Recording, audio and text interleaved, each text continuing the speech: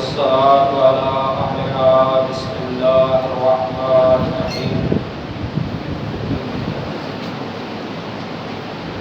ليس كمثله شيء صلوات النبي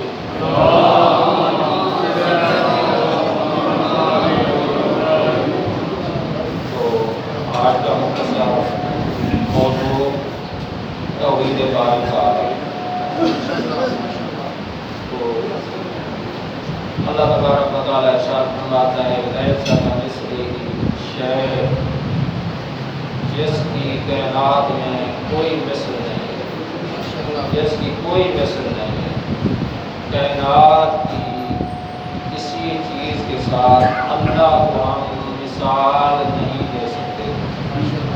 جو اللہ کی خلق شدہ چیز ہے وہ پوری کائنات ہے، نباتات ہیں، جمادات ہیں، حیوانات ہیں، پورا عالم ہے، پورا نظام ہے، پوری خلقت، کوئی اس کا ایک کا استثناء بھی نہیں کیا جا سکتا، بلکہ تمام اشیاء کا مالک اللہ ہے۔ وقال من علیہ فان ویبقى وجہ ربک ذو الجلال والاکرام، فرمایا ہر چیز فنا ہونے والی ہے مگر ذات پروردگار باقی رہے گی۔ تو باقی رہنے والی وہی ذات ہے، وہ ذات ایسی ہے جو غیر مخلوق ہے۔ سورج کو اللہ کے ساتھ مثال نہیں دے سکتے، نباتات کو اللہ کے ساتھ مثال نہیں دے سکتے، حیوانات کو اللہ کے ساتھ مثال نہیں دے سکتے، بلکہ اول الاولین بھی وہی ذات ہے، آخر الآخرین بھی وہی ذات ہے۔ جس طرح بتوں کے نام رکھے ہوئے تھے کہ اس کا نام یہ ہے، اس کا نام یہ ہے، اس کا نام یہ ہے، مشرکین بتوں کے نام رکھے ہوئے تھے، تو اللہ کے نبی سے پوچھا کہ یا رسول اللہ آپ کے خدا کا تعارف کیا ہے، نسب کیا ہے؟ تو فوراً اللہ کی طرف سے وحی کی توحیدی آواز قدرت آئی، اے حبیب نے کہہ دو قل هو اللہ احد، کہہ دو اللہ احد ہے، اللہ الصمد، وہ بے نیاز ہے۔ بے نیاز کا مفہوم یہ ہے کہ صمد کے معنی یعنی اللہ الصمد، وہ کسی کی محتاج نہیں ہے۔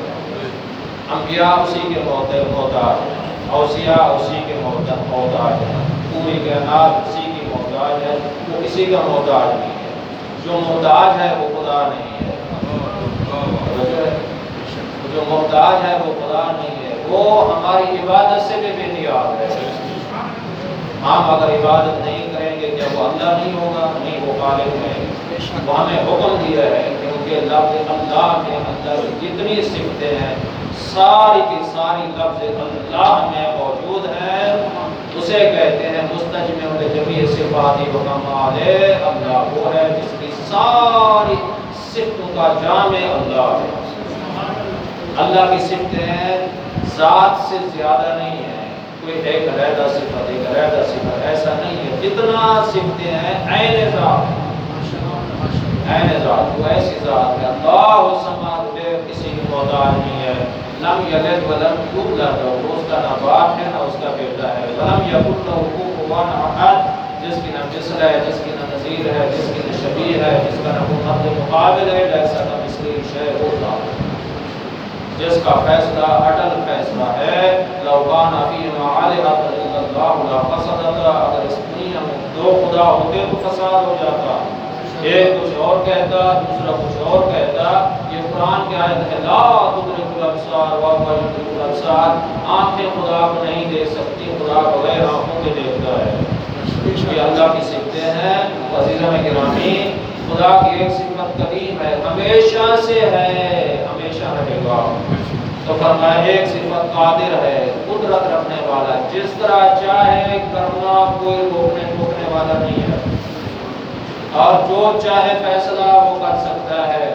تو یہی اس لیے عزیزان گرامی میں یہی عرض کر رہا ہوں کہ اٹل فیصلہ ہے خدا کی طرف سے کہ کیا کہ وہ ایسی ذات ہے جو کرنا قادر ہے، قادر ہے، قدرت رکھنے والی، اس کی قدرت کے سامنے کوئی کھڑا نہیں ہو سکتا، اس کی طاقت کے سامنے فرعون نے کہا انا ربکم الاعلی، واصل جہنم ہو گیا۔ نمرود نے کہا میں رب ہوں، واصل جہنم ہو گیا۔ شداد نے کہا میں رب ہوں، واصل جہنم ہو گیا۔ اس کے سامنے کوئی کھڑا نہیں ہو سکتا، قادر ذات ہے، وہ عالم ہے، عالم ایسی ذات ہے، جاننے والی ذات ہے، عالم الغیب و شہادت، وہ ایسی ذات ہے جو کچھ قیامت تک ہونے والا ہے اس کا علم بھی اپنا ہے، کسی کا عطا کردہ نہیں ہے، اور وہ عالم ذات ہے۔ تو فرمایا حی ہے، وہ ایسی زندہ ذات ہے جسے لا یموت، موت نہیں آئے گی، وہ ایسی مرید ذات ہے، جب وہ ارادہ کرتی ہے بولنے کی ضرورت نہیں ہوتی، جو ارادہ کرتی ہے وہ چیز فوراً ہو جاتی ہے، اللہ کا ارادہ کافی ہے، بولنے کن کہنے کی بھی ضرورت نہیں ہوتی۔ فَإِذَا أَرَادَ شَيْئًا أَن يَقُولَ لَهُ كُن فَيَكُونُ، یہ جملہ کن فیکون ہمیں سمجھانے کے لیے حکم دیا جا رہا ہے، وہ کن کا بھی محتاج نہیں ہے۔ جب اللہ ارادہ کرے کہے کہ وہ چیز حکم دے ہو جا، ارادہ کرے وہ چیز فوراً ہو جاتی ہے، تو وہ ارادہ اللہ کا کافی ہے۔ اور خدا کی ذات مدرک ہے، وہ کانوں کی محتاج نہیں ہے، وہ آنکھوں کی محتاج نہیں ہے، وہ زبان کی محتاج نہیں ہے، اور وہ اعضاء و جوارے کی محتاج نہیں ہے، وہ پاؤں کی محتاج نہیں ہے، وہ جسم کی محتاج نہیں ہے، وہ دل کی محتاج نہیں ہے، وہ کسی چیز کے اپنے جسم جسمانیت سے پاک ذات ہے، جسم بغیر کانوں کے سننے والی ذات ہے، بغیر آنکھوں کے دیکھنے والی ذات ہے، بغیر زبان کے بولنے والی ذات ہے۔ تو فرمایا متکلم ہے، کلام کرتی ہے بغیر کسی چیز کے ذریعے کے، یعنی زبان کی ضرورت بھی نہیں ہے، وہ کلام کرنے والی ذات ہے، صادق ذات ہے، جو کچھ قرآن میں فرمایا ہے سچ ہے، دین اسلام کا حکم دیا ہے سچ ہے، احکام شریعہ کا حکم دیا ہے سچ ہے، اور روز احکام میں سارے واجبات کا حکم دیے، سارے احکام سچ پہ مبنی ہیں۔ تو عرض کر رہا ہوں خدا میں شرکت نہیں ہے، شرک نہیں ہے، نہ اس کے افعال میں کوئی شریک ہے، نہ اس کی ذات میں کوئی شریک ہے، نہ اس کی عبادت میں کوئی شریک ہے، نہ اس کے افعال میں کوئی شریک ہے، لیس کمثلہ ذات ہے۔ تو فرمایا ترکیب نہیں ہے، ہم چند چیز سے مل کر بنے ہیں، وہ چند چیز سے مل کر نہیں بنا۔ اور فرمایا مرکب نہیں ہے، مکان نہیں ہے، ہمارا مکان ہے، اللہ کا مکان نہیں ہے، اللہ ہر جگہ موجود ہے، اللہ ہر جگہ موجود ہے، کوئی کائنات کا ذرہ ایسا نہیں ہے جہاں خدا موجود نہ ہو، اور وہ کیا ہے، نہ زمان کا محتاج ہے، نہ مقام کا محتاج ہے۔ خدا حلول نہیں کرتا، جس طرح انسان کے اندر روح حلول کرتی ہے، خدا کسی کے اندر حلول نہیں کرتا، حلول نہیں ہے خدا کے اندر۔ فرمایا خدا محل حوادث نہیں ہے، چھوٹا ہو، بڑا ہو جائے، جوان ہو جائے، بوڑھا ہو جائے، ایسا نہیں ہے۔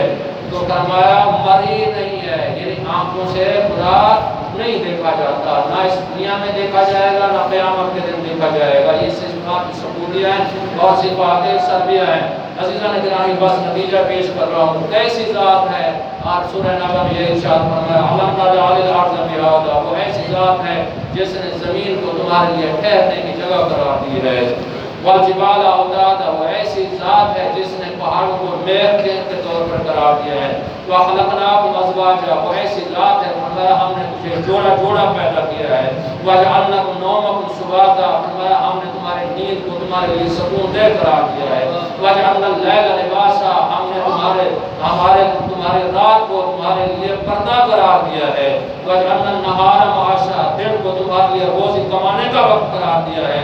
وَبَنَيْنَا فَوْقَكُمْ سَبْعًا شِدَادًا، تمہارے اوپر 7 مضبوط آسمان بنائے ہیں۔ وَجَعَلْنَا سِرَاجًا وَهَاجًا، ہم نے ایک روشن چراغ بنایا ہے۔ وَأَنزَلْنَا مِنَ الْمُعْصِرَاتِ مَاءً ثَجَّاجًا، فرمایا ہم نے بادلوں سے ہم نے موسلادھار بارش برسائی ہے۔ لِنُخْرِجَ بِهِ حَبًّا وَنَبَاتًا، جس کے ذریعے گھنے گھنے باغات اگائے ہیں، غلہ سبزیاں اگائی ہیں، وجنات الفافا، گھنے گھنے باغات اگائے ہیں۔ یہ توحید باری تعالیٰ ہے۔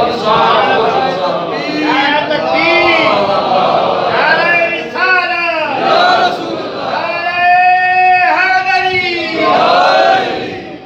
پارہ نمبر 20 کے اندر بس صرف مختصر نتیجہ عرض کر رہا ہوں عزیزان گرامی، اور پارہ نمبر 20 کے اندر یہی ارشاد فرمایا امن خلق السماوات والارض، بھلا کون ہے جس نے زمین آسمان کو پیدا کیا؟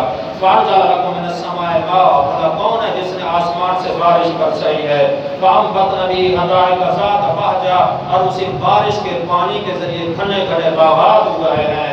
وما كان لكم ان تنبتوا شجرها، کیا تمہارے اندر طاقت ہے ایک درخت اگا کے دکھاؤ؟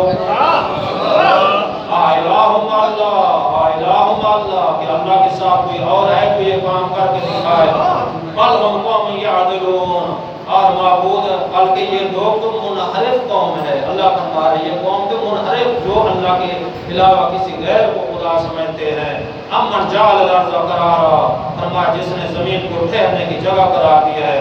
وجعل خلالها انہارا اور جس نے نہریں سمندر کو جاری قرار دیا ہے, نہریں بنائی ہیں اور ان کے بیچ نہریں بنائی ہیں اور اس کے لیے پہاڑ بنائے ہیں. دو سمندروں کے درمیان ایک آڑ بنائی ہے, دو پانی چل رہے ہیں, درمیان میں دیوار نہیں ہے, کچھ نہیں ہے. ایک پانی دوسرے کے ساتھ نہیں ملتا, دوسرا پہلے کے ساتھ نہیں ملتا, ان کے کلر بھی مختلف ہیں, درمیان میں دیوار بھی نہیں ہے. پانی اپنی اپنی سمت چل رہے ہیں. کون ہے جسے اپنی سمت پہ چلنے کا حکم دیا بغیر پردے کے؟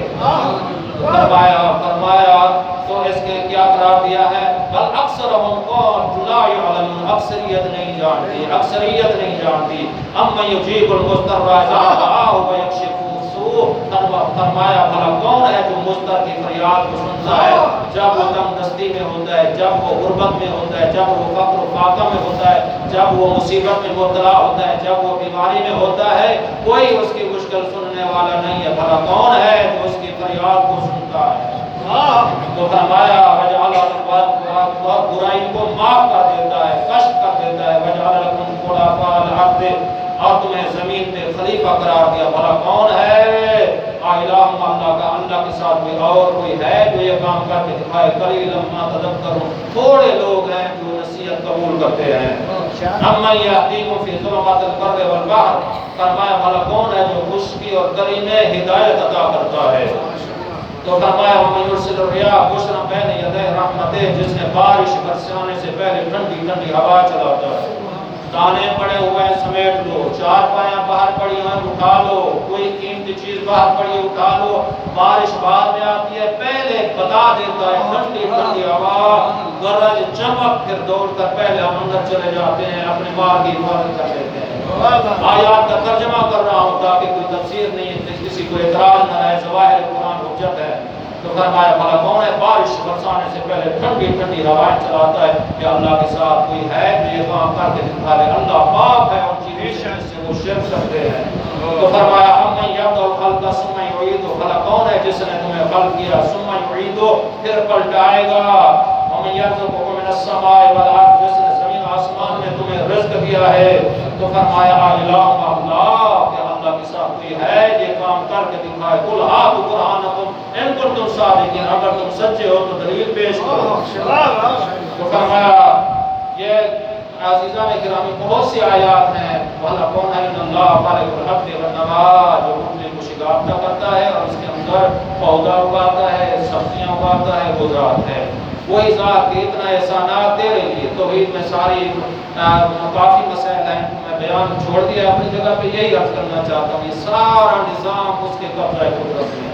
انبیاء کو عصمت عطا کی تو اللہ نے, اوصیاء کو عصمت عطا کی تو اللہ نے, انبیاء کو نبوت عطا کی تو اللہ نے, رسولوں کو رسالت عطا کی تو اللہ نے, اور قرآن کو نازل کیا ہے تو اللہ نے, اور مولا علی کو ولایت عطا کی ہے تو اللہ نے, مولا علی کو رسالت عطا کی ہے تو اللہ نے, چاہتا معصومین کو عصمت و طہارت و ولایت و خلافت عطا کی ہے اور مقدس مخلوق قرار دیا ہے تو اللہ نے, اور ہمیں اہل بیت کی غلامی کا حکم دیا ہے تو اللہ نے. یہی عرض کر رہا ہوں محترم سامعین, تو ہمیں یہی کوشش کرنی چاہیے. آخر نتیجہ توحید باری تعالیٰ سے سب سے پہلے حکم دیا جاتا ہے بچے کو خدا کی معرفت کرو. اگر خدا کی معرفت نہیں ہے, نہ رسول اللہ کی معرفت تمہیں کوئی فائدہ دے گی. اگر خدا کی معرفت نہیں ہے, نہ مولا علی کی ولایت تمہیں کوئی فائدہ دے گی. یہ لازم ملزوم ہے. مولا علی کی ولایت تب فائدہ دے گی, میں نے فرمان کے اندر بڑا معصوم نے ارشاد فرمایا, قیامت کے دن ہمارا ان لوگوں کے ساتھ کوئی تعلق نہیں ہے جو شرک کرتے ہیں, جو ہمارے بارے میں رب کہتے ہیں. جو اللہ والے ہیں فرمایا وہ ہمارے ہیں, جو اللہ والے ہیں وہ ہمارے ہیں, ہم بھی ان کے ہیں جو خدا کی عبادت کرنے والے ہیں. آخر میں دعا ہے کہ خداوند عالم ہمیں صحیح معنی قرآن اور جہاد معصومین علیہ السلام کے عمل کرنے کی توفیق عطا فرمائے.